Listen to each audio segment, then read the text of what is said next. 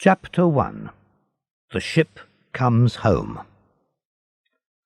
On the 24th of February, 1815, the ship Pharaon came into Marseilles. A man on the shore jumped into a boat and went out to the ship. A young man, about 20 years old, looked over the side of the ship. He seemed to be the captain. He was the type of man who meets danger without fear. "Oh, is it you, Dantes?" cried the man in the boat. "What has happened?" "A very sad thing, Mr. Morel," replied the young man. "When our ship was near Civitavecchia, we lost our brave Captain Leclerc." He turned to his men and gave a quick order. Then he turned again to Morel. The Pharaon was Morel's ship, and Edmond Dantes was first officer. "We will all die one day, Edmond," said Morel. "The goods?"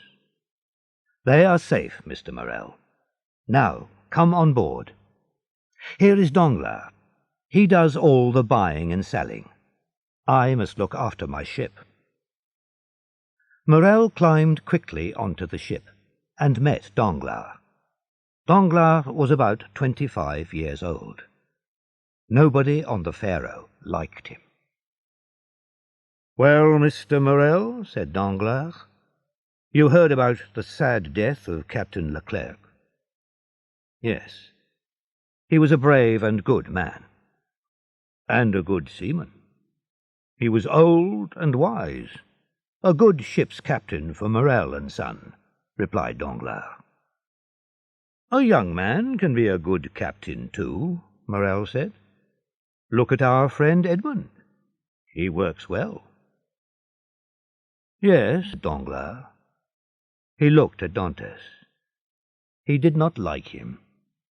"Yes, he is young, and he is very sure of himself. When the captain died, we had to take orders from him, and as a result we lost a day and a half at the island of Elba. We needed to come straight to Marseilles." "He has to take the captain's place," said Morel. "He is the first officer. But it was wrong to stop at Elba." "Was the ship unsafe? Did you need to work on it?" "There was nothing wrong with the ship.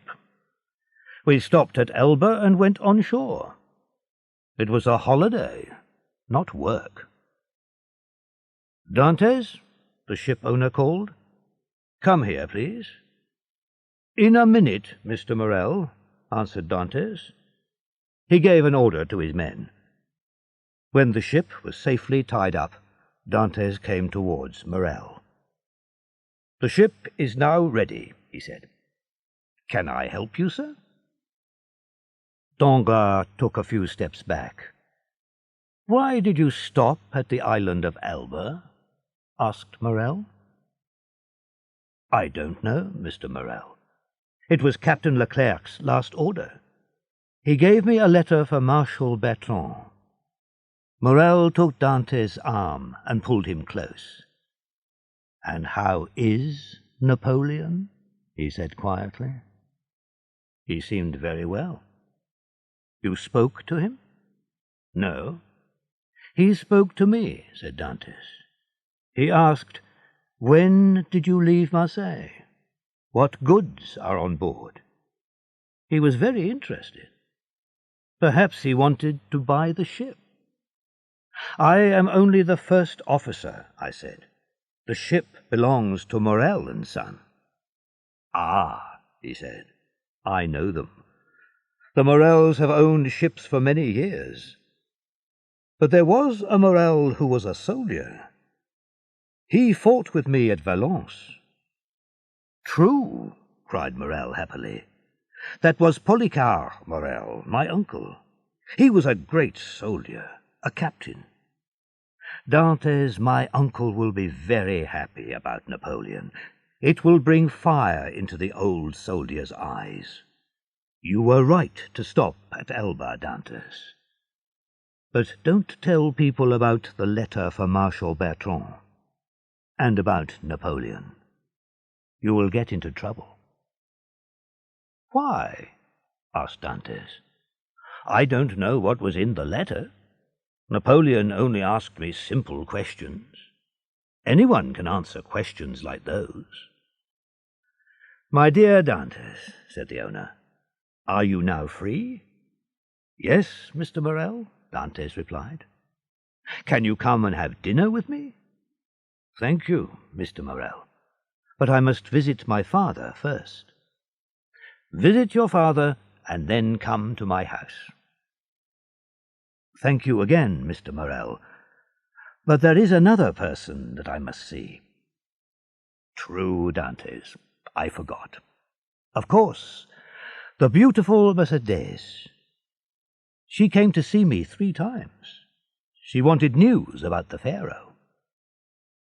"She has promised to marry me," the young seaman said. "My dear Edmond," said the owner, "that is very good news. Now, hurry away to see your father." "Thank you, Mr. Morel. I have a question. Can I leave the ship for 14 days? "To get married?" Morel asked. "Yes, first, and then I want to go to Paris." "Yes, of course, Dantes. But come back again in 1 month. The Pharaoh can't sail without her captain." "Without her captain?" cried Dantes. His eyes were bright, and he was very happy. "Are you really going to make me captain of the Pharaoh? Oh, Mr. Morel, I thank you for my father and for Mercedes." "Good, Edmond. Go to your father. Go and see Mercedes, and then come to see me." "Shall I take you to the shore with me?" Dantes asked. "No, thank you. I'll stay and do some work with Danglars." "Were you pleased with him on this journey?" "Do you mean, is Danglars a good friend?" "No, we aren't friends. We disagreed one day near the island of Monte Cristo, and he doesn't like me. But he works well. I can say nothing against him." The ship owner watched Dantes until he reached the shore. Danglars stood on the ship behind Morel. He also watched the young man as he went away, but he did not look kindly at Dantes. Chapter 2. Father and Son. Dantes turned into a narrow street and went into a small house. "My dear Edmond," cried his father, "my boy, my son, you are here in Marseilles. Tell me all your news." "I have some sad news. The good Captain Leclerc is dead. But I am now captain of the Pharaoh. Just think, I am only 20 years old and the captain of a great ship. I will earn good money. I can buy you a new house." "What is the matter, father? Aren't you well?" "It is nothing," his father said. "You need food and a drink. Where will I find food and drink for you?" "There is nothing in the house," answered the old man. "But I don't need anything, because you are here."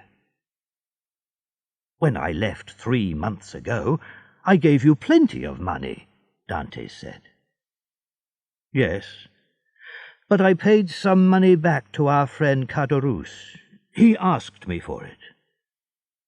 "But you gave Caderousse more than half of the money. Why did you do that? Here, father, take this and send for some food." Edmond put all his money on the table. "No, no," said the old man. "I don't need all that money." "But here comes Caderousse. He knows that you are home. He wants to welcome you." "Hello. You have returned, Edmond," Caderousse said. "Yes, neighbour," replied Dantes. He tried to hide his real feelings. "I am ready to help you in any way." "You are rich now," said Caderousse, looking hungrily at the money on the table. "Oh, that," said Dantes, "that is my father's money. But of course you are our neighbour. If you want money, we will lend it to you." "Thank you, but I don't need anything. I met my friend Danglars, so I heard that you were here. I wanted to see you." "Good Caderousse," said the old man. "He is a great friend to us." There was an ugly look on Caderousse's face. "Well, Morel is pleased with you," he said. "Are you hoping to be the next captain of the Pharaon?" "Yes, I believe that I will be the next captain. But, dear father, I must leave you. Now I must visit another person in the town." "Go, my dear boy, and God protect your wife." "His wife?" said Caderousse. "She isn't his wife yet. Mercédès is a fine girl, and fine girls have plenty of young men. But you will be captain of the Pharaon, so my opinion of women, and of Mercédès, is better than yours," Dantes said. "I know that she will always love me." Edmond left the house, and Caderousse joined Danglars. The seaman was waiting for him at the corner. "He isn't captain yet," said Danglars quietly. "We can stop him. Let's go. We will stop at La Réserve and drink a glass of wine there." "Right then," Caderousse said. "But you must pay for the drink." Chapter 3. Mercédès. Danglars and Caderousse sat at a table under a tree. In a house about 100 meters away, a young girl was at the window. Her hair was as black as night, and her eyes were as dark and wonderful as the shadow of a forest. "Mercédès!" a voice shouted happily outside the house. "Mercédès!" "Ah!" cried the girl, and she ran to the door and opened it. "Here, Edmond, here I am." Edmond took Mercédès in his arms. The golden sunshine of Marseilles shone on them. They were together, the only two people in the world. Edmond and Mercédès walked past La Réserve. Caderousse and Danglars were still there. "Hey, Edmond!" cried Caderousse. He got up from his seat. "Are you too proud to speak to your friends?" "No, my dear man," Dantes replied. "I am not proud, but I am happy. I was thinking about Mercédès." "When is the wedding?" asked Danglars. "Soon. Tomorrow or the next day, here at La Réserve. We hope that you and Caderousse will be there." "Tomorrow or the next day. You are in a hurry, Captain," said Danglars. "I am not a captain yet, Danglars," said Dantes. "But yes, we are in a hurry, because I must go to Paris." "To Paris? Do you have business there?" "It is not my business. Captain Leclerc asked me to finish some work for him." Yes, I understand," said Danglars. And he added, speaking to himself, "To Paris. He is taking Marshal Bertrand's letter there. Ah, I have an idea. Dantes, my friend, you are not captain of the Pharaon yet." He turned towards Edmond. "A good journey," he cried. "Thank you, my friend," said Edmond.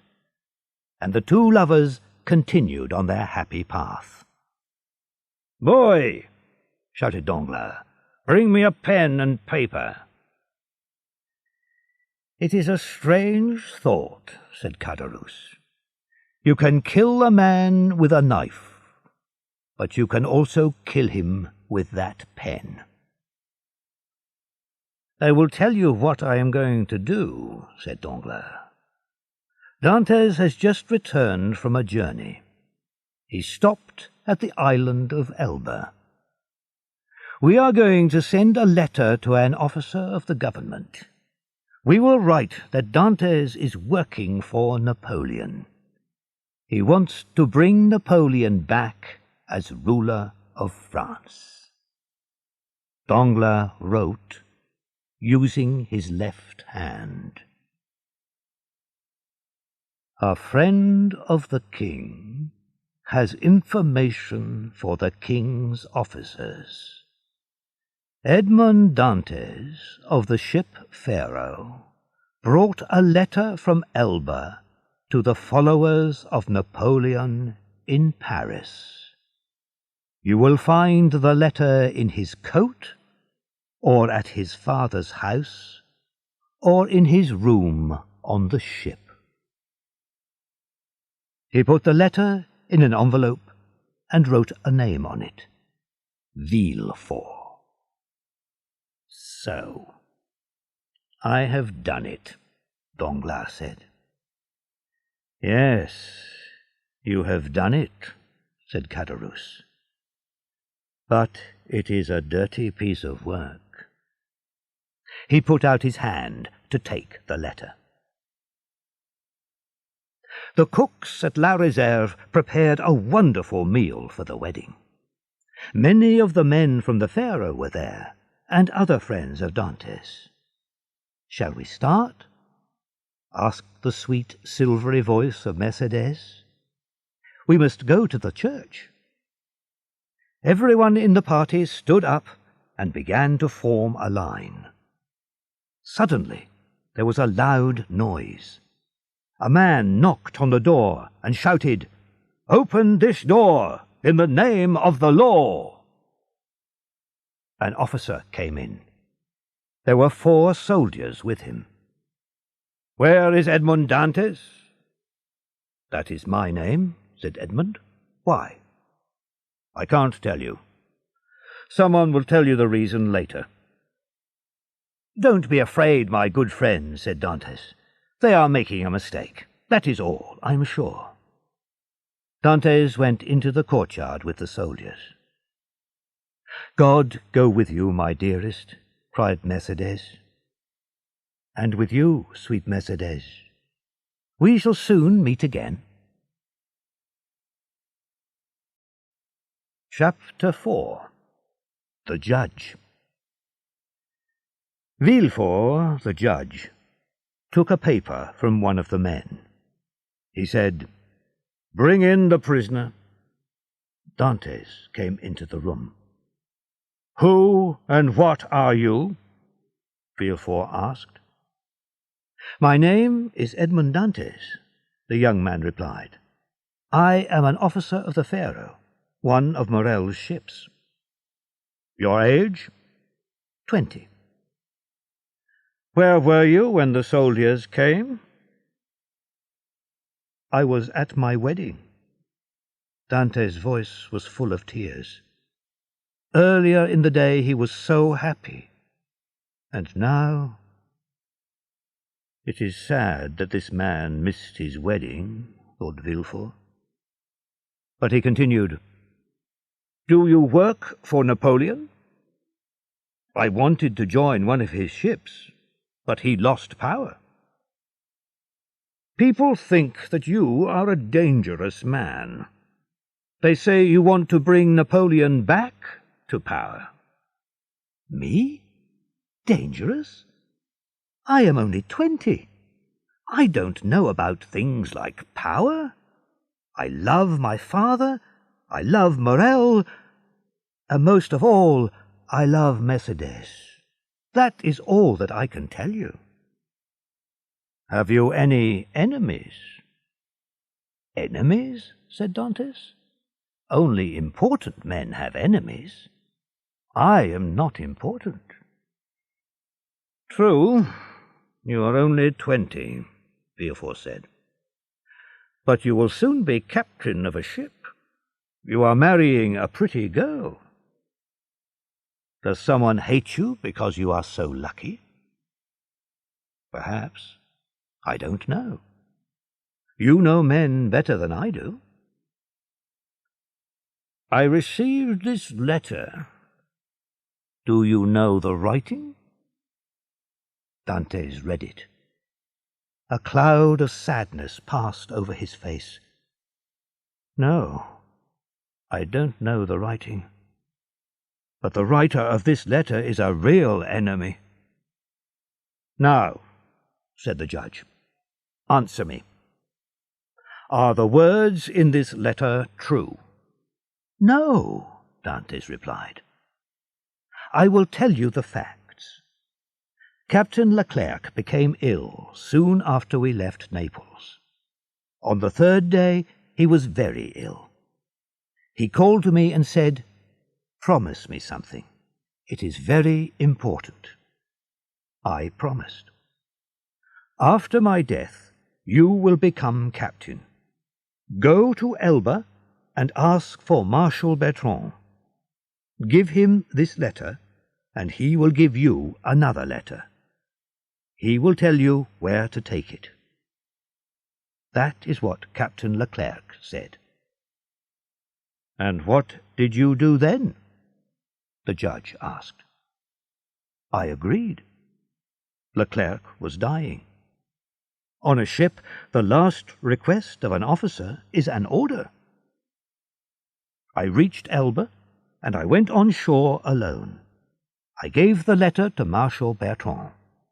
He gave me a letter to take to a person in Paris. I came here, visited Mercedes, and prepared for my wedding. I am going to Paris tomorrow.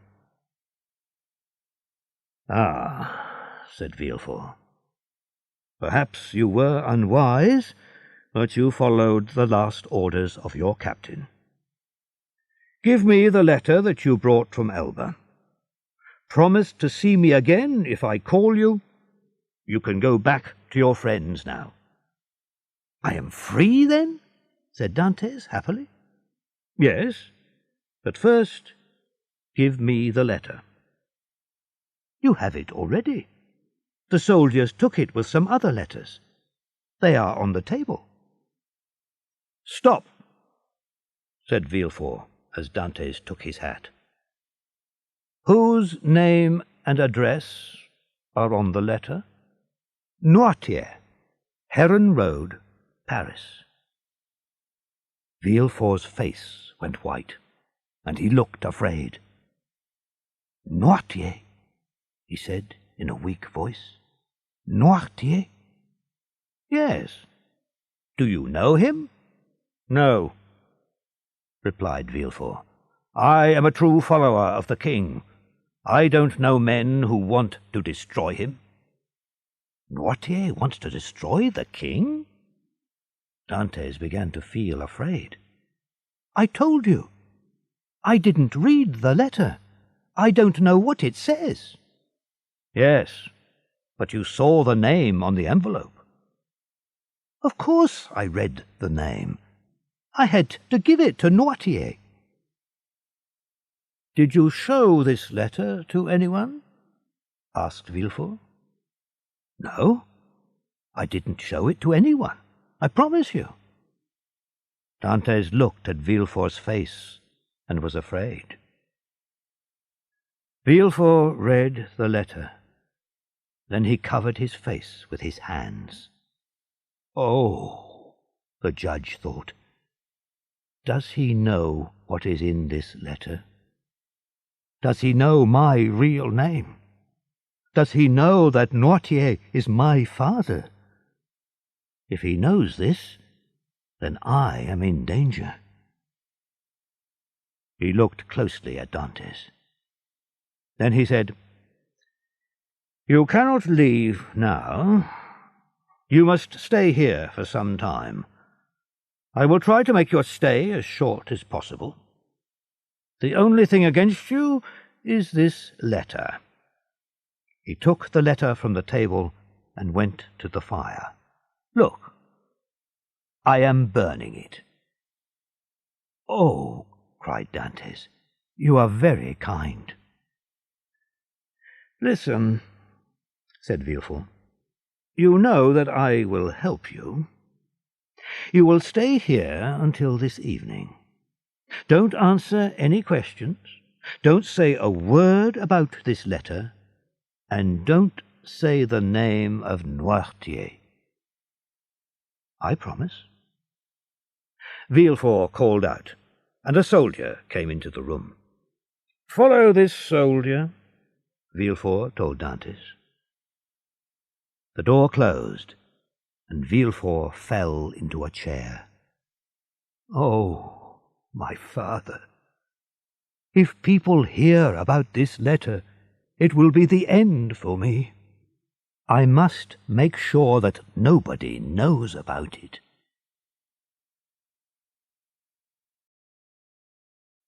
Chapter 5.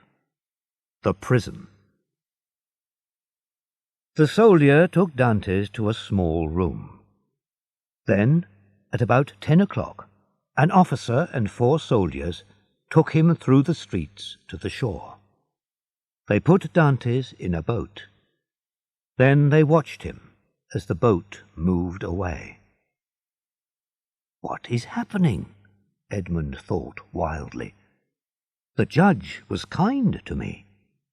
He told me not to be afraid. He only told me not to say the name Noirtier. And he destroyed the letter in front of me." Dantes looked into the darkness.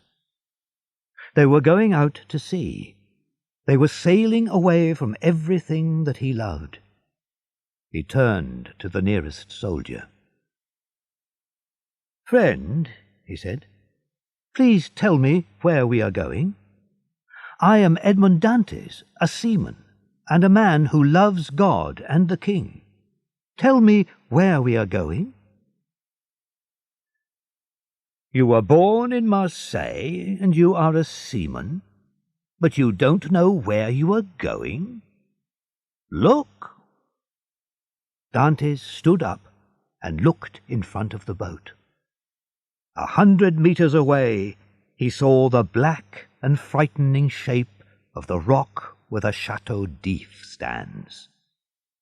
The prison was about 300 years old. People tell many strange stories about this place, Dantes thought. Prisoners go there and never return. Is this the end of all hope? "I am not going to be a prisoner there," cried Dantes. "Only important prisoners, enemies of the king, go there. Mr. Villefort promised me—" "Mr. Villefort told us to take you to the Chateau d'If." The boat reached the shore. A soldier jumped out, took Dantes' arms, and pushed him up some steps. He passed through a door, and the door closed behind him. He was in a courtyard with high walls on all sides. He heard the feet of soldiers walking around outside. "Where is the prisoner?" a voice said. "Follow me." Dantes followed. The man took him to a room which was almost under the ground. "This is your room for tonight," the man said. "It is late and the governor is asleep. Tomorrow, perhaps, he will send you to another place. There's bread and water and some dry grass to sleep on. Good night." The man left quickly and took away his lamp. Dantes was alone in the darkness and the silence. At the first light of day, the guard returned. Dantes was standing in the same place, just inside the door. The man touched Dantes on the arm and asked, "Haven't you slept?" "I don't know," Dantes answered. The guard looked at him. "Are you hungry?" "I don't know." "Do you want anything?" "I want to see the governor." The guard gave a short laugh and left the room. The door closed. Dantes threw himself on the floor. "What is happening?" he cried. "Why am I in this place?" The day passed. Dantes did not eat. He walked round and round the small room. The next morning the guard came back again. "Prisoner," he said, "are you feeling better today?" Dantes did not answer. "Be brave, man." "Can I get you anything?" the guard asked. "I want to see the governor." "That is not possible," the guard said. "What can I do then?" Dantes asked. "You can have better food, if you pay for it, and books, and you can walk around in the courtyard." "I don't want books. This food is all right. And I don't want to walk around. I want to see the governor." "You can't. Don't ask to see him. I will always say no. You will go crazy." "You think so?" "I know it. There is a man in this prison. He was in this room before you. If you help me, I will give you a lot of treasure," he told the governor. "He was put in a room underground 2 years ago." "Listen, I am not crazy," Dantes said, "and I must see the governor." "Oh ho!" cried the guard, stepping back. "You are going crazy. We will have trouble with you. But there are plenty of places underground." He went out. A few minutes later he returned with 4 soldiers. "The governor has sent orders," he said. He turned to the soldiers. "This prisoner is crazy. Put him underground."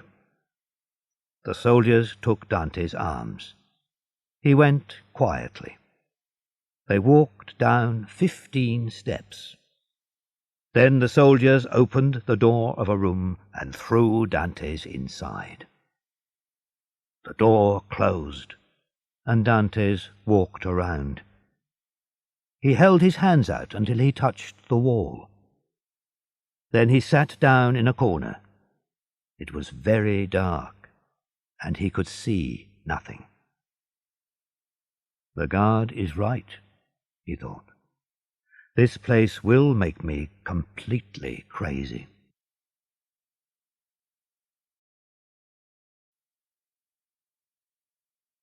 Chapter 6.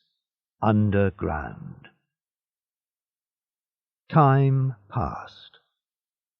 The chief officer of prisons visited the prisoners' rooms. "Is the food good?" he asked the prisoners. "Do you want anything?" "The food is very bad, and we want to be free," they all replied. The officer laughed and turned to the governor. "Why do we come here? We always hear the same thing. The food is bad, I have done nothing wrong, I want to be free." "Are there any other prisoners?" "Yes, there are the crazy prisoners. We keep them underground. They are a danger to other people." "Let's visit them. I must see them all." 2 soldiers took the officer down the steps. The air smelled bad. The darkness was full of the smell of death. "Oh," cried the officer, "who can live here?" "Very bad men. We must watch them very carefully." This was the officer's first visit. "Prisoner number 34. Let's visit this one first," he said. Dantes was sitting in the corner of his room. He looked up and saw the stranger with 2 soldiers. This is an important officer, he thought. He jumped up to meet him, but the soldiers pushed him back. The officer thinks that I am crazy, Dantes thought. He looked at the officer. He tried to make his voice quiet and calm. "I only want to know what is going to happen to me. Why am I here? Give me your permission to see a judge." "Perhaps," said the chief officer. Then, turning to the governor, he said, "Show me your books. What is this man's crime?" "I know that you can't free me," said Dantes, "but tell me, please, that there is hope." "I can't tell you that. I can only promise to ask about the matter. Who gave orders for you to come to the prison?" "Mr. Villefort." "Does he have a reason to be your enemy?" "No. He was very kind to me," Dantes said. "Then I can believe what he writes about you in the prison's book?" "Yes." The officer left the room and closed the door. But he left something in the room. Hope. The officer kept his promise to Dantes. He looked in the prison book and found Edmond Dantes, a dangerous man. He helped Napoleon return from Elba. Watch him carefully. "I can't help this prisoner," the chief officer thought. He wrote in the book, "Do nothing." Chapter 7. Number 27. Days and weeks passed. Dantes began to think that the officer's visit was only a dream. Suddenly, one evening at about 9 o'clock, Edmond heard a sound in the wall next to his bed. He listened. Perhaps this is only a dream too, he thought. But he heard the sound again. He heard something fall, and then silence. Some hours later, he heard the noise again, nearer and more clearly. Edmond listened. I know what that sound is, he thought. A prisoner is trying to escape. Edmond wanted to help. He moved his bed. Then he looked round the room for a sharp tool. The only things in the room were a bed, a chair, a table, and a water pot. I will break the water pot and use one of the sharp pieces, he thought. He threw the pot on the floor, and it broke into pieces. He hid 2 or 3 pointed bits in his bed. The next morning the guard came into the room. The water pot fell from my hands when I was drinking, Dantes said. The man was angry with him for his carelessness, but he brought another pot. He did not take away the broken pieces of the old one. Dantes started to work. The stone wall was old and soft, and it broke into small pieces easily. At last he pulled a stone out of the wall. It left a hole 1/2 meter wide. He carefully carried all the small pieces of stone into the corners of the room and covered them with earth. He put back the big stone and placed his bed in front of the hole. Later the guard came with his evening meal. When the man left the room, Dantes started to work again. He worked all night, making a deep hole in the wall. Then he stopped. "What is this?" he cried.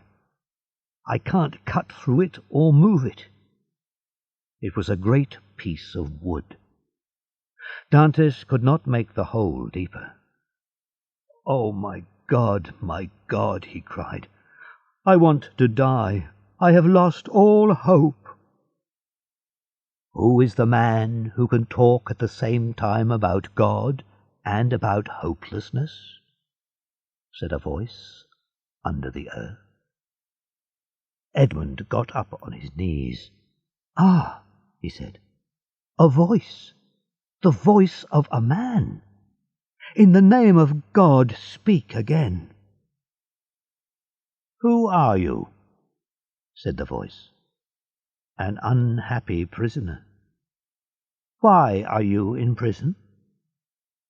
"I did nothing wrong," Dantes replied. "They say that I tried to help Napoleon. He wanted to return to France." "To return to France? Where is he now, then?" "They sent him to the island of Elba in 1814. Don't you know that? When did you come here?" "In 1811. 4 years before me." "Don't do any more work," said the voice. "Just tell me, how high up are you?" "At the same height as the floor of my room," Dantes said. "What is behind the door of your room?" "A narrow room, and then the courtyard." "Oh, that is bad," the voice said. "My plan is wrong. I wanted to break through to the outside wall of the prison. And then? And then throw myself into the sea and swim to one of the islands near here. Cover the opening of the hole in the wall. Do it carefully. Stop working on the hole. Wait until you hear from me again." "Tell me who you are," cried Edmond. I am number 27. "Why don't you tell me your name?" Edmond heard a quiet laugh. "Oh," he cried, please don't leave me alone. I promise that I won't say a word to the guards."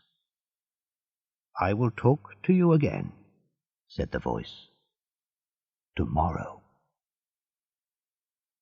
Edmond closed the opening in the wall, carefully hid the bits of stone, and put his bed back in its place. The next morning, when he moved his bed away from the wall, he heard a sound. He got down on his knees. "Is it you?" he said. "I am here." Soon after that, part of the floor of Dantes' room fell away. Stones and earth fell down into the opening. Then, at the bottom of the hole, Dantes saw the arms and head of a man. The man climbed up into the room. Dantes reached his hands out to his new friend. He was a small man, and his hair was white. His eyes were dark, and he had a long beard. He was not strong. "You seem very happy to see me," he said to Dantes. "Your happiness touches my heart." But Dantes knew that the man was very sad. "You worked hard to escape," he said, "but you haven't reached the outside of the prison. This is just another room. But there are 3 other sides to the room. Do you know what is outside those walls?"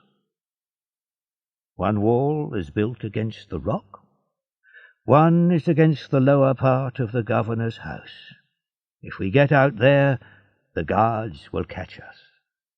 And this side faces where?" They looked at the 3rd side of the room. There was a small window high up in the wall, with 3 strong bars across it. The man pulled the table across the room and put it under the window. "Climb on the table," he said to Dantes. "Put your back against the wall and join your hands in front of your body." Then prisoner number 27 jumped up onto the table, and from there onto Dantes' hands, and from there onto Dantes' shoulders. He put his head through the top bars of the window, then pulled his head back quickly. Finally he said, "I thought so." He got down quickly and easily. "He moves as quickly as a young man," Dantes thought. "This side of your room," said number 27, "faces an open pathway. A soldier guards it day and night. It is not possible to escape through any of these walls." Dantes looked at the man. "You really want to escape," he thought, "and now you know that you can't. So why are you so calm?" Then he said, "Tell me, please, who are you?" "My name is Farriers," the other man replied. "I came to the Château d'If in the year 1811.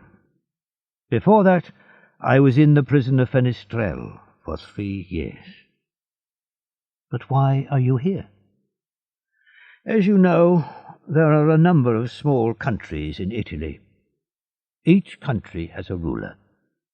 I wanted to make Italy one great country under one great king. My chosen king tried to destroy me, and now Italy will never be one country. Napoleon tried to make it one country, but he did not complete his work. Poor Italy." The old man's voice was very sad. "Can I see your secret path behind the wall?" Dantes asked. "Follow me," said Farriers, and he went into the deep hole in the wall. Dantes followed.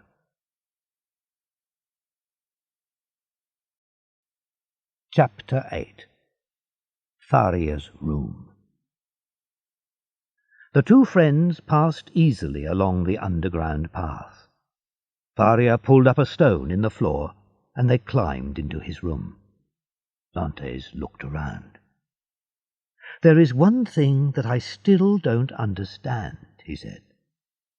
"How do you do so much work?"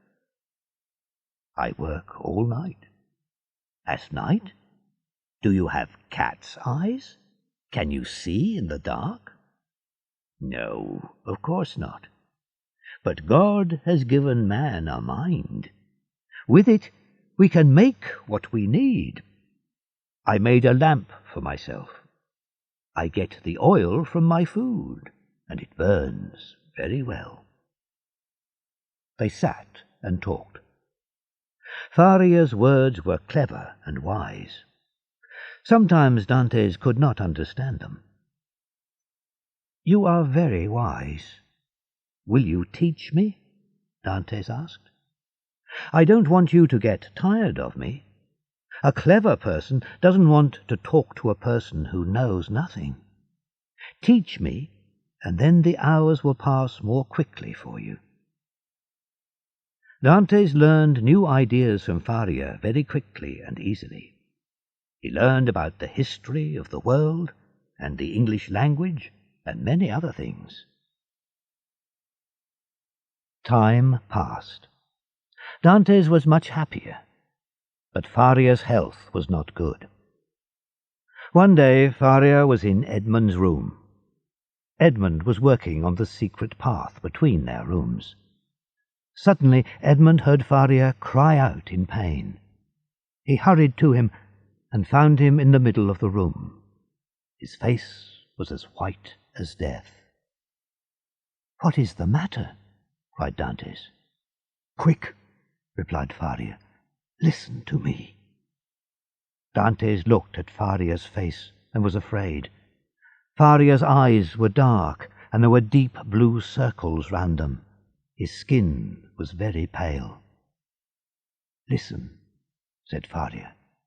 "I have a terrible illness. I was ill before I came to the prison. Help me back to my room. Take out one of the feet which hold up my bed. There is a small bottle of red liquid in the hole." Dantes acted quickly. He pulled the old man down into the underground path and took him back to his room. Then he helped Farrier onto the bed. "Thank you," the poor man said. He was very cold now.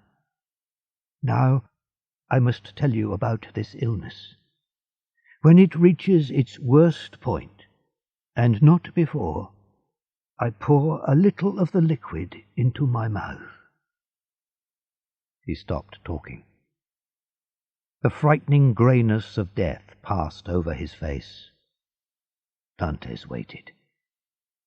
Then he thought, "My friend is nearly dead."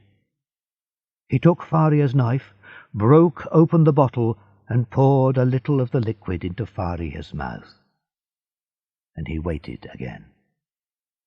"Will my friend die?" he cried. 1 hour passed, and there was no change. Then, at last, a little colour came into Farrier's face. The wide-open eyes showed some life. Farrier could not speak, but he pointed to the door. Dantes listened and heard the steps of the guard. "He mustn't find me here," he thought. The young man ran to the opening of the underground path and hurried to his room. Just after he reached it, the guard came in with food. He saw his prisoner sitting, as usual, on the side of his bed. After the guard left, Dantes hurried back to Farrier's room. He lifted up the stone and was soon next to the sick man's bed. Farrier was a little better, but he was still very weak. "Don't lose hope," said Dantes. "You will soon be strong again." He sat down on the bed next to Farrier and held the old man's cold hands. "No," said Farrier. "My first illness lasted for only half an hour. When it ended, I got up from my bed without help. Now I can't move my right arm or leg, and there is a pain in my head. Next time, the illness will kill me." Chapter 9. The Story of the Treasure. The next morning Dantes returned to Farrier's room. Farrier looked a little better. He showed Dantes a small piece of paper. Half of it was burnt away. Edmond said, "I can't see anything except broken lines and words."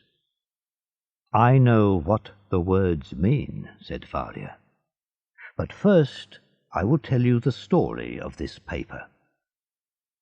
I was the friend and helper of Prince Spada, the last of the princes of that name. I was very happy with him.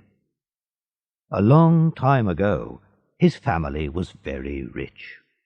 People often say, as rich as a Spada. But my friend, Prince Spada, had very little money. He told me about another Spada. This man lived and died at the time of Cesare Borgia.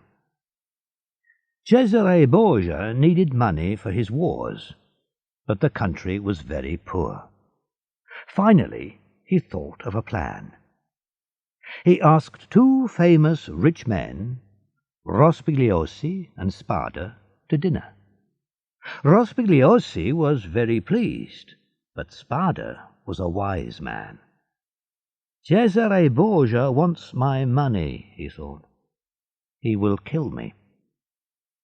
He wrote a note. Then he went to the dinner. There was death in the glass of wine in front of him. "If I don't drink the wine, Borgia will kill me in another way," he thought. So Spada drank and died. Cesare Borgia took all the dead man's papers and the last letter that Spada wrote before the dinner.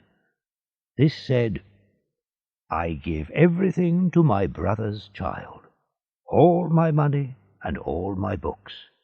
Tell him to keep the prayer book with the gold corners carefully. It will help him to remember his uncle." Cesare looked everywhere. There were some gold cups and a little money, very little, and he took those. But he could not find the treasure of the Spadas. Years passed. The famous prayer book stayed in the family, and my friend the prince now owned it. Like many people before me, I looked through all the family papers, through rooms full of papers.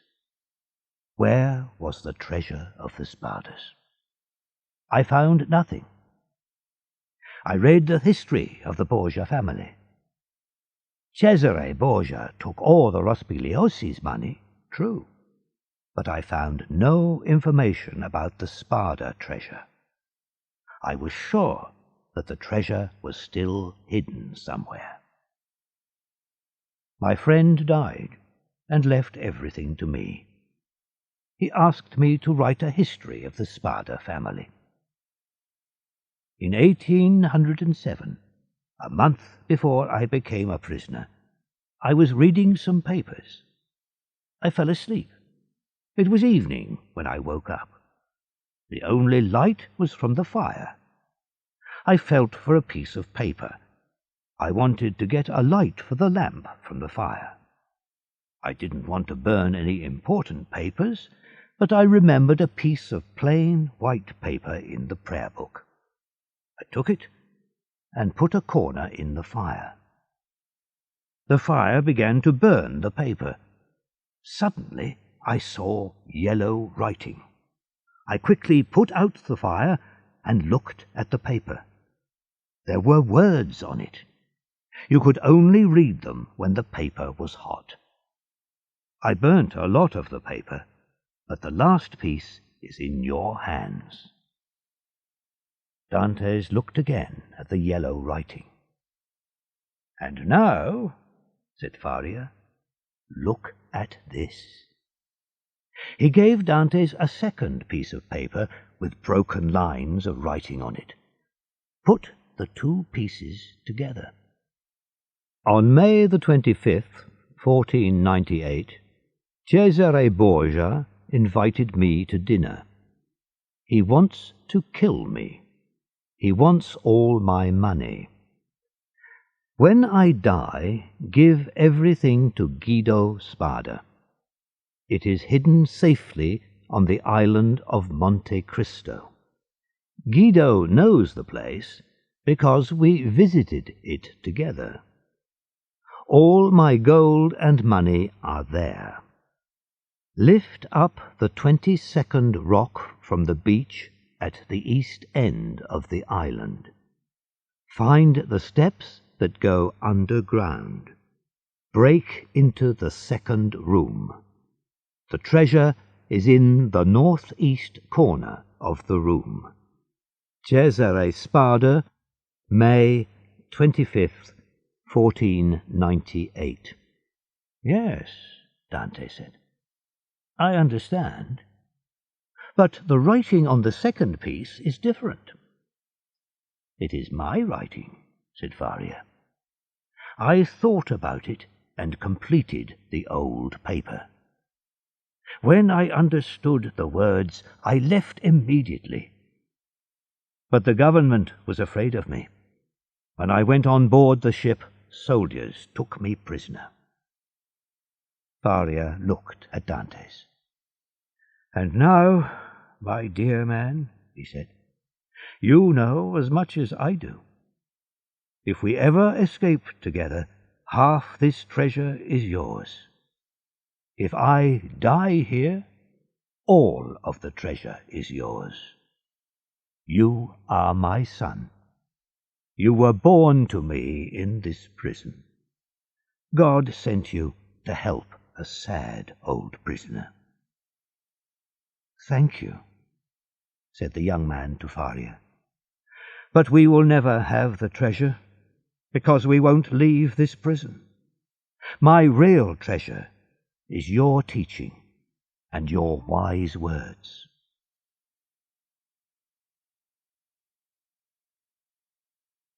Chapter 10. The Death of Farrier.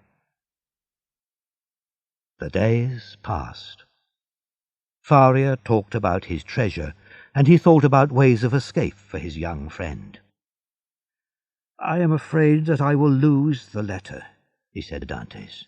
"Learn it, every word." Then he burnt the paper. Farrier could not use his arm and leg, but his words and thoughts were clear. He continued to teach Dantes history and English and ethics. He also taught him to make things, a useful skill for a prisoner. They were always busy. Dantes worked hard. He wanted to forget the past. One night, Edmond woke up suddenly. He heard a weak voice call his name through the darkness. He moved his bed, took out the stone, and hurried along the underground path. The other end of it was open.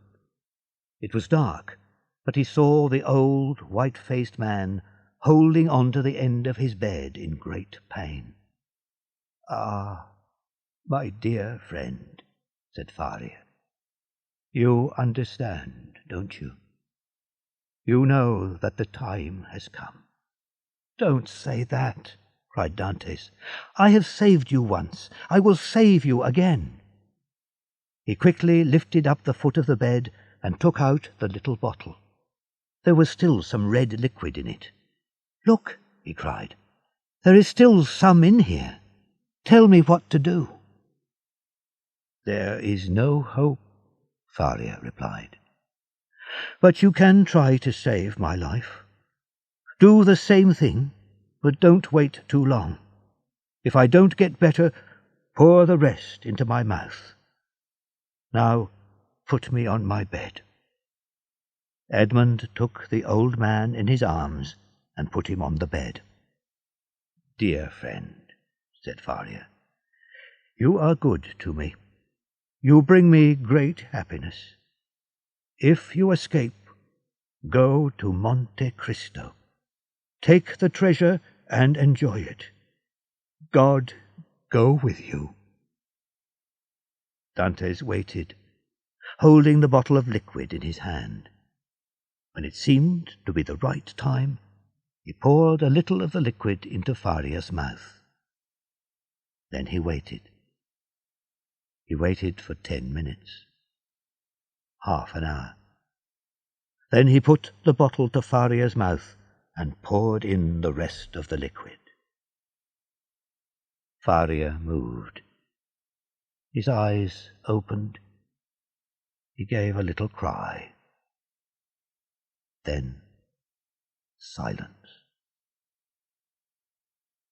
Edmond sat with his hand on his friend's heart.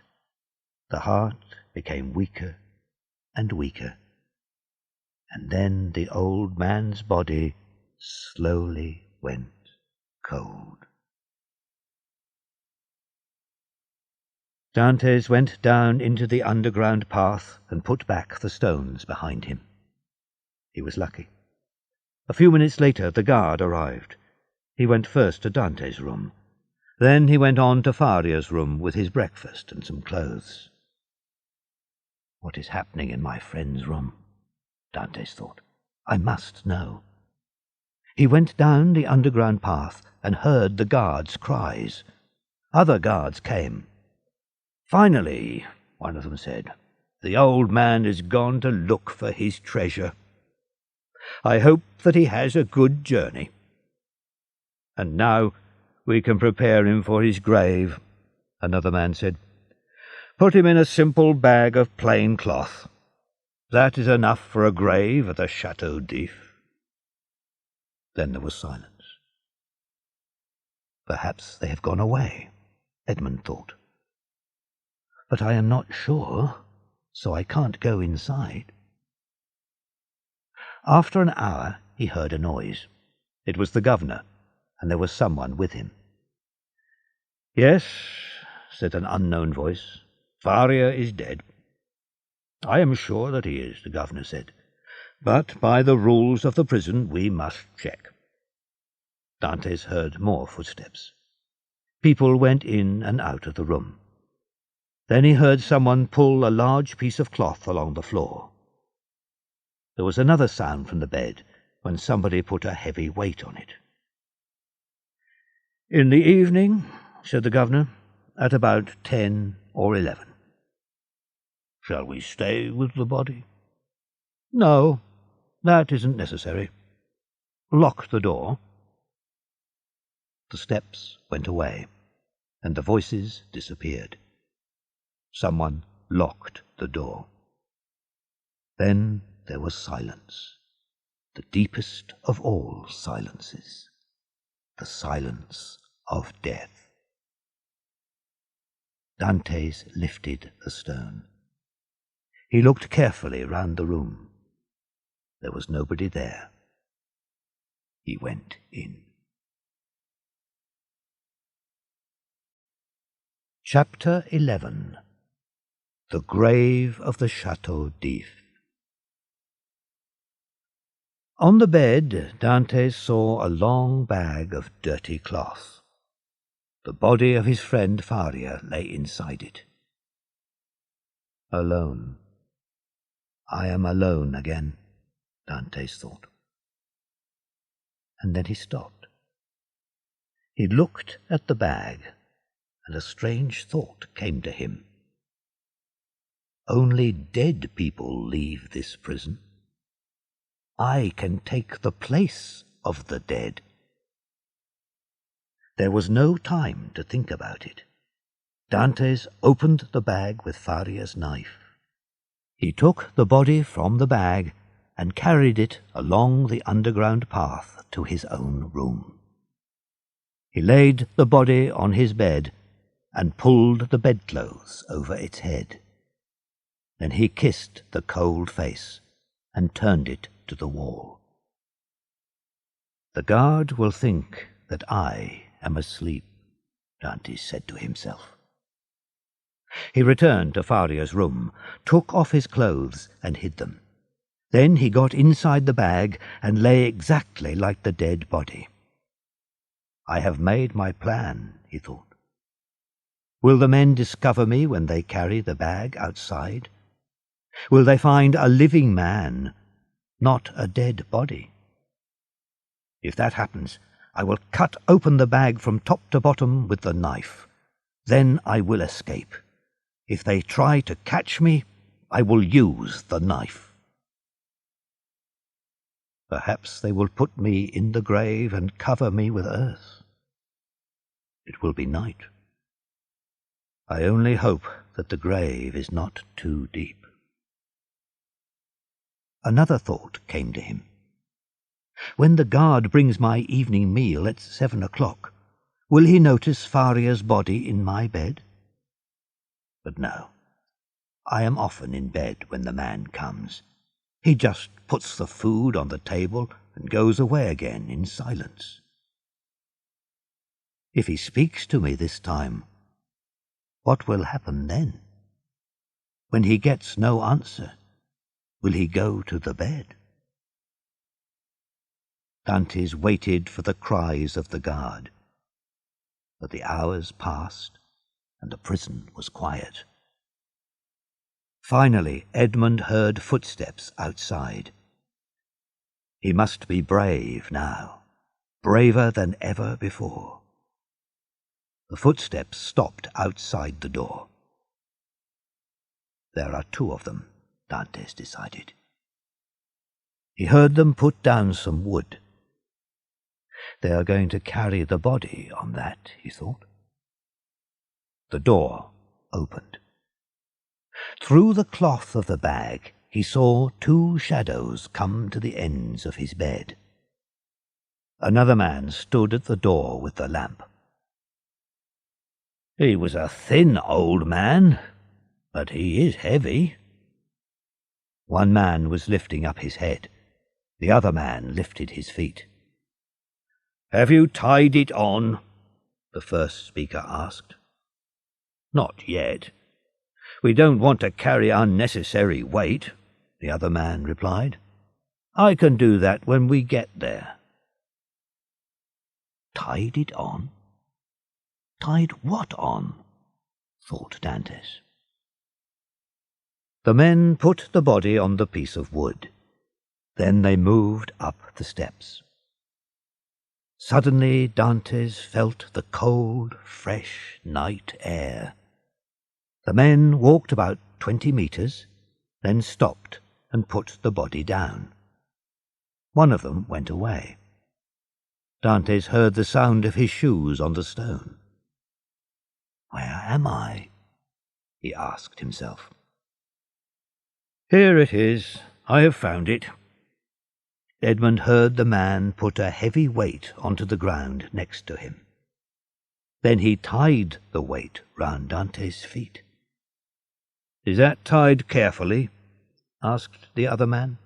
"Yes, it won't come off," was the answer.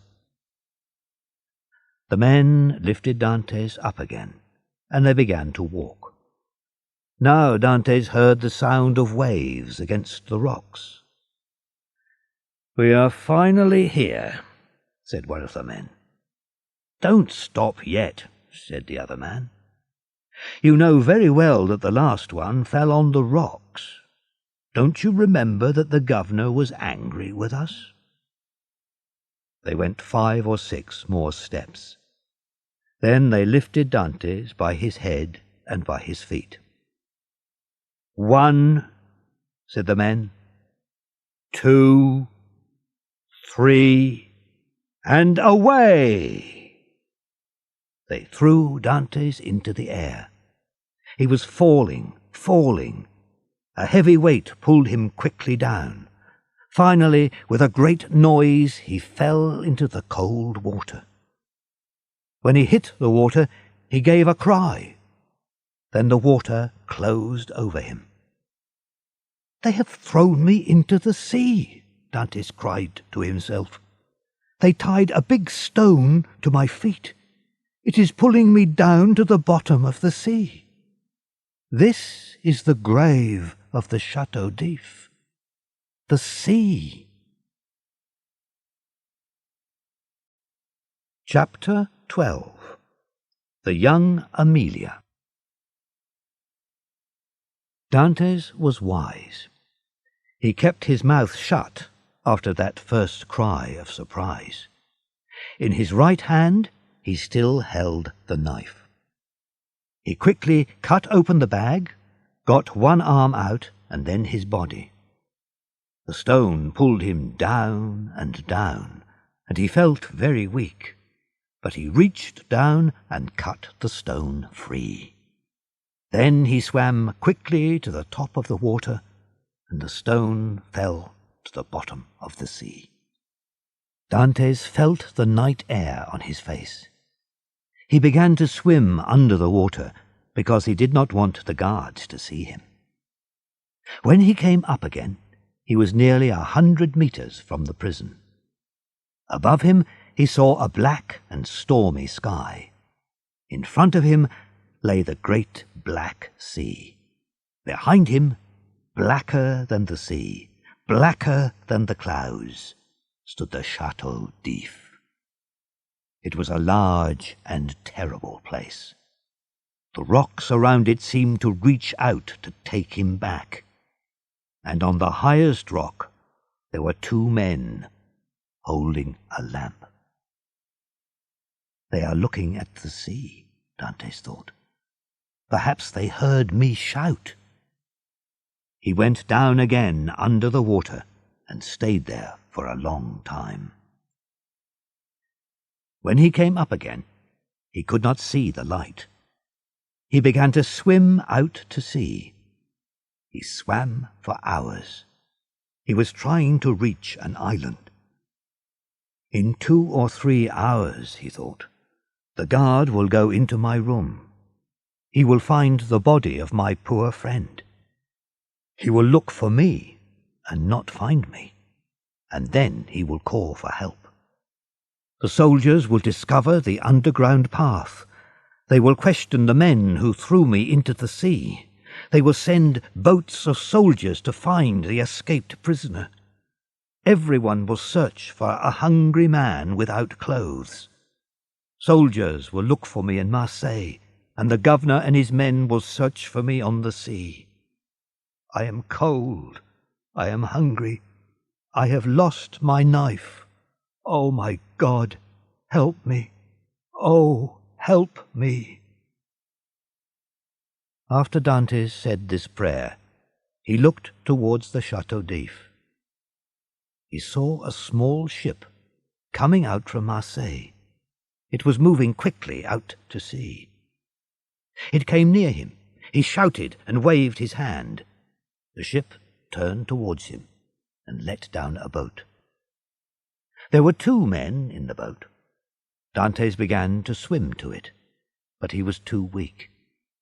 He gave a cry, and one of the men in the boat shouted, "Be strong, we are coming." Dantes heard their words. A wave passed over him. He came up to the top of the water, and then he went down again. The water closed over his head. I am dying, he thought. Then someone caught him by the hair and pulled him up. After that, he heard and saw nothing. When Dantes opened his eyes, he was on board the ship.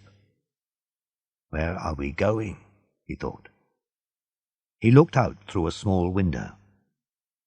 We are leaving the Château d'If behind. The captain came to see him. I am a seaman, and I lost my ship in the storm, Dantes told him. You can stay on my ship, the captain said, but you will have to work. Suddenly, a loud noise rang across the waters. Hey, what is that? Cried the captain. A prisoner has escaped from the Château d'If, replied Dantes. Is he the escaped prisoner? The captain thought. He looked at Dantes. Does it matter? Even if it is him, he will be useful to us. The ship was called the Young Amelia. It carried goods to quiet shores on dark nights. There were no customs officers in these places, so the captain did not pay money to the government for the goods. At first, the captain did not tell Dantes about his business. I do not know this man, he thought. Perhaps he is a government officer. But after some days, he started to like Dantes. The ship reached Livorno. Edmond asked a man there to shave him and cut his hair. When the job was finished, he asked for a mirror. He saw the changes in his face. When I went to the Château d'If, my face was round and open. It was the face of a young and happy man, he said to himself. Now his face was longer, his mouth was harder and stronger, his eyes were deep and thoughtful, and his skin was whiter. Even his voice was softer and sadder. I don't know myself, he thought. I am a stranger. Next he went to buy some clothes. Then, a changed man, he went back on board the Young Amelia. The men of the Young Amelia worked hard for their captain. They spent very little time in Livorno. The captain wanted to get the goods out of the city quickly and to take them to Corsica. They sailed away. Edmond was happy on the open sea. I often dreamed about this in prison, he thought. Early next morning, the captain found Dantes. The two men stood at the side of the ship and looked at some great rocks. The sun shone in the sky and coloured the rocks a soft pink. It was the island of Monte Cristo. I can jump over the side of the ship, Dantes thought, and swim to the island in an hour. But if I do that, how will I get the treasure away? I must wait. I waited for years to be free. I can wait for a few months to be rich. He looked again at the island. Perhaps the treasure is only a dream of Farriers. But there was Prince Spada's letter. That seemed real. Dantes repeated the letter to himself from the beginning to the end. He remembered every word. Night came, and Edmond watched the island. It was beautiful with the colours of the evening. Then, slowly, it hid itself in the darkness. How can I reach Monte Cristo and bring the treasure back safely? The treasure is mine, but I have no money for a small boat to get it. He thought about this problem all the time. They returned from Corsica to Livorno. One evening in Livorno, the captain asked Dantes to come to an important meeting. Edmond went with the captain to see other ships' captains. They talked about a ship from Turkey which was carrying expensive cloth. They wanted to find a quiet place and meet this ship, buy the cloth, and then take it to the coast of France. "We need a quiet place where there are no customs officers," one man said. "A place where nobody will see us." "The best place is the island of Monte Cristo," said the captain of the young Amelia. "Nobody lives on the island, and no customs officers ever go there." They decided to sail to Monte Cristo the next night. Chapter 13. Monte Cristo. And so, by a lucky accident, Dantes reached the island of Monte Cristo. The young Amelia was first at the meeting place. Dantes was the first person to reach the shore. The men knew the island well. Dantes questioned Jacopo, the man who saved him from the sea. "Where shall we spend the night?" "On the ship, of course." "I must find the place where Spada hid the treasure," Dantes thought. "There is an opening somewhere, but where? Perhaps Spada hid it with stones, or perhaps it is now covered with trees and plants. But I must wait for the morning." Just then a boat arrived and came close to the shore. The business began. As he worked, Dantes worried. "Did I say too much to Jacopo? Will the men learn about the treasure?" No, his secret was still safe. Next morning the men rested. When Dantes quietly walked away, nobody seemed surprised. He climbed high, until the men on the shore looked very small. Then he found a path that was cut by a stream between two walls of rock. He followed it. "The treasure is near here," he thought. As he went along the coast, he looked at everything carefully. "These stones have marks on them. A man made these marks." He came to the 21st stone, and the marks stopped. But there was no opening. just one large rock.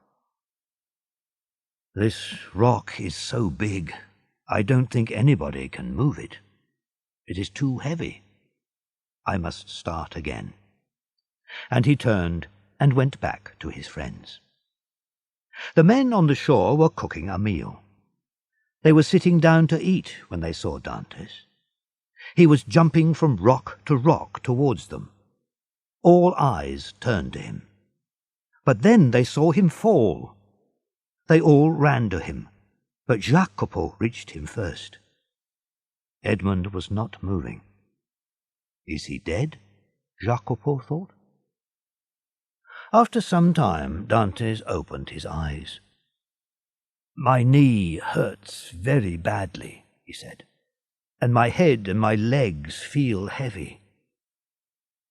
They wanted to carry him to the shore, but when they touched him, he gave a cry of pain. "Don't move me," he cried. "The pain is too great." He did not want any food, but he told the other men to have their meal. "I only need to rest," he said. "When you return, I will feel better." The sailors went away. They returned an hour later. "He is not getting better," one of the sailors said. "His pain seems to be worse." "I must sail this morning," the captain said to Dantes. "Won't you try to get up?" Dantes tried to stand up, but each time he fell back. With each fall he cried out with pain. "He has broken his leg," the captain said in a low voice. "But he is a very good man, and we can't leave him. We will try to carry him on board the ship." "No," Dantes said.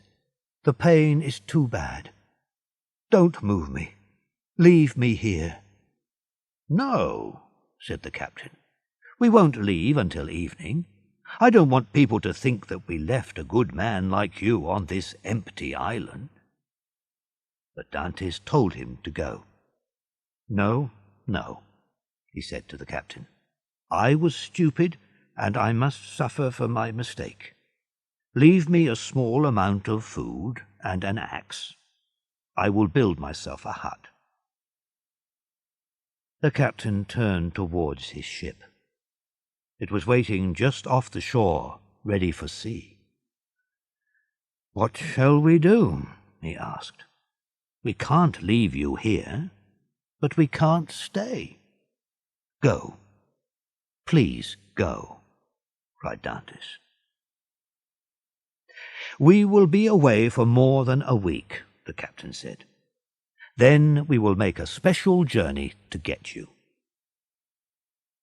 Dantes spoke again. "If, in 2 or 3 days, you see a fishing boat, ask them to come here for me. I will pay them to take me to Livorno. If you don't meet a fishing boat, please come back for me." "Listen, Captain," said Jacopo. "I will stay with him." "You will say good-bye to your part of the money from this business to stay with me?" "Yes," said Jacopo immediately. A strange look passed over Dantes' face. He pressed Jacopo's hand. "You are a good, kind-hearted friend," he said to Jacopo. "God will love you for your kindness. But I don't want anyone to stay with me. I will be all right." The men left the things that Edmond wanted. Then they went back to the ship. 2 or 3 times they turned round and waved to him, and Edmond waved back. "They are rough, dangerous men," Dantes said to himself, "but they are good friends." He pulled himself up carefully to the top of the rock. He watched the ship leave. Like a beautiful white bird, it sailed out over the sea.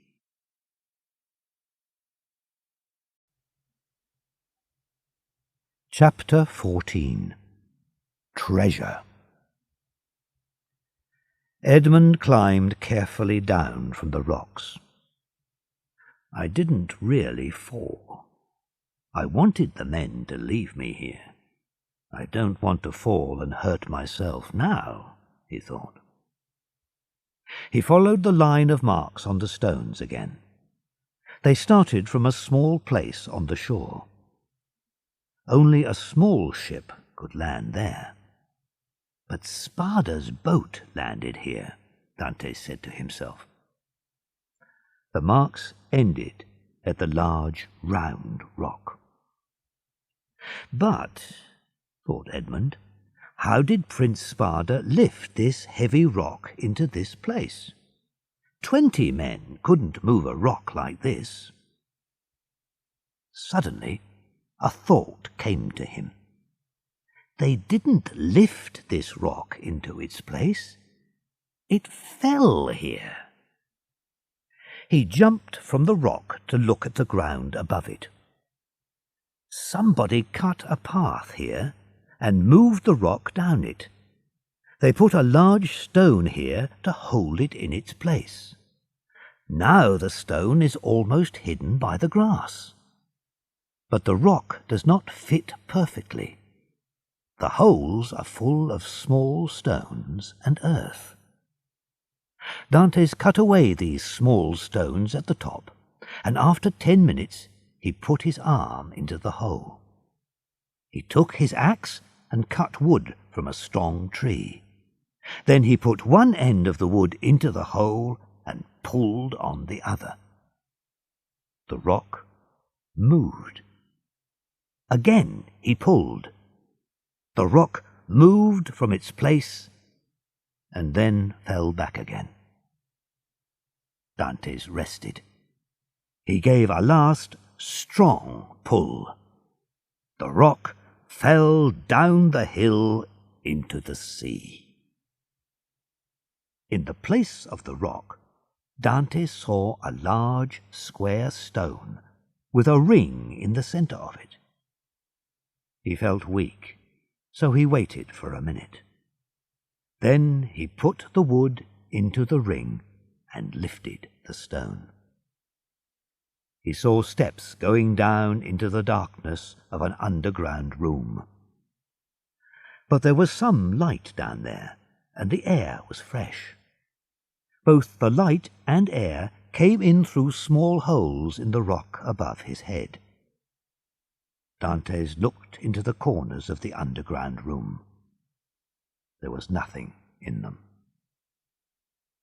He remembered the words of the letter. Break into the second room. He was in the first room, and he must now find the second room. He began to hit the wall with his axe. In one place, the sound of the axe was a little different. He hit it again. The hard rock broke away easily. Behind it there was a wall of square white stones. Somebody built this opening. Then they painted it to look like rock, Dantes thought. He felt very weak. He put the axe on the ground and went up the steps, out into the open air. I have not eaten any food for hours. I am not hungry, but I must eat. He ate a little bread and took a drink from his water bottle. Then he returned. He was able to use the axe more easily now. This wall in front of me is only made of stones, one on top of another.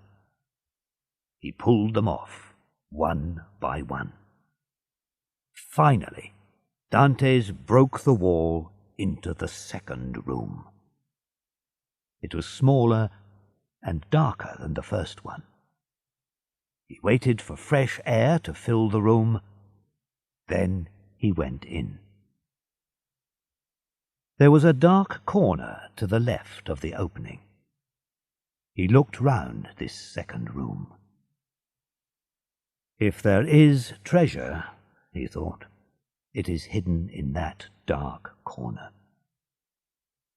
Dantes went to the corner and began to move the earth. Suddenly his axe hit a hard place. He lifted the axe to hit the place again. Again he heard the same sound. It is a great wooden chest. There are strong pieces of metal round it, he thought finally. He went outside. There he stood and thought. Then he took a dry piece of wood, lit it, and went down again. He looked at the top of the chest. It was about 1 meter long and half a meter wide. In the centre there was a piece of silver in the wood. There was a mark on the silver, the mark of the Spada family. The treasure is here, Dantes thought. He tried to lift the box, but he couldn't. He tried to open it, but there was no key. He took his axe to break it open. The top came away.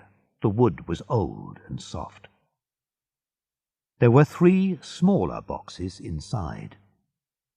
In the first box there were gold coins from many different countries. In the second box were bars of gold. From the third box, Edmond took a handful of gold rings. He touched, felt, and looked at the treasure. Then Edmond ran quickly back to the steps. He jumped up on a rock and looked out at the sea. He was alone, alone with this great treasure. Was he awake, or was it a dream?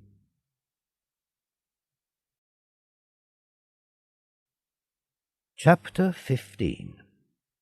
At Marseilles.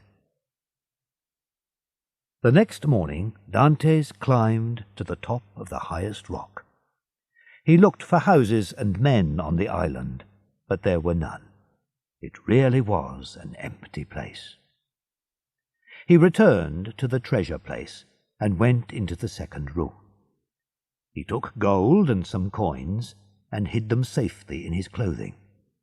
Then he covered the chest with earth and put sand over the place. Nobody can see anything now, he thought. He put a large stone over the opening and covered it with earth. He placed some quick-growing plants in the earth. He went over the ground all round the place and hid every mark. Nobody will find this place. He waited for his friends to return. That was not easy. He did not want to sit and guard his great treasure. He wanted to return and live with men. These riches will give me great power. Danglars, Caderousse, even Villefort cannot hurt me now. I don't need to worry about them. With all this money, I can bring happiness to the people who are nearest to my heart. After 6 days, the young Amelia returned. Dantes went down to the shore. He walked slowly. "My leg still hurts," he said. "Did your business go well?" "We got the goods safely to land," the captain said. "But when we finished, a government ship from Toulon came after us. We needed you. You are a good sailor, and we needed your help. Luckily, night came, and we escaped. We have brought the young Amelia to Monte Cristo to get you." Dantes went on board, and the ship sailed for Livorno. In Livorno, Dantes sold 4 of the smallest rings to a shopkeeper. Edmond was afraid. Will he ask where I found these rings? I am only a poor seaman. But the shopkeeper said nothing. The next day Dantes went to the captain. "My uncle has died and left me a large amount of money," he said. "I want to leave the ship." "I am sad to lose you," the captain said. "Can't you stay?" "No," Dante said. "I must leave the young Amelia." He gave fine presents to all the men. He gave a new ship and some money to his best friend Jacopo. After that, he left Livorno and went to Genoa. In Genoa he saw a boat builder. The man had a beautiful little ship on the water. "I built this boat for an Englishman," the boat builder said. It was very small. "I can sail it myself, alone, without help," Dantes thought. "And it is very fast. No other ship on the water will catch it." Dantes offered a lot of money for the boat and asked the builder for the ship's papers. "The Englishman will not return for some time," the boat builder said. "I am sure that I can build another boat for him." So he agreed to sell the boat. He offered to find seamen for the ship, but Dantes said, "I don't need anyone. But make me a hidden place on the ship near the top of my bed." The builder promised to do the work the next day. Dantes sailed away from Genoa alone and arrived at Monte Cristo on the second day. He took his boat to a different place on the shore. There was nobody on the island, and the treasure was still there. Early the next day, he began to carry his treasure on board. By evening, it was safely hidden in the secret place. One fine morning, a small but beautiful boat sailed into Marseilles. Dantes tied it up near some steps. "I left Marseilles just here many years ago to go to the Château d'If," he thought. The customs officers came on board to look at the ship's papers. A soldier stood near the steps. Even now Dantes was afraid when he saw a soldier. Edmond now had a different name, a rich man's name. He showed the officers the ship's papers. "This boat is owned by the Count of Monte Cristo," the papers said. The customs officers wanted to please the rich ship owner. "The Count can go on shore now, if he wants to," they said. "There is no problem with his papers." Old Nicholas, a seaman from the Pharaon, was one of the first men that he met on shore. Dantes went straight to Nicholas and asked him a number of questions. He watched the man's face carefully, but Nicholas did not know him. Dantes gave him some money and turned away. Soon he heard a shout. "Stop!" Nicholas called. Dantes turned back.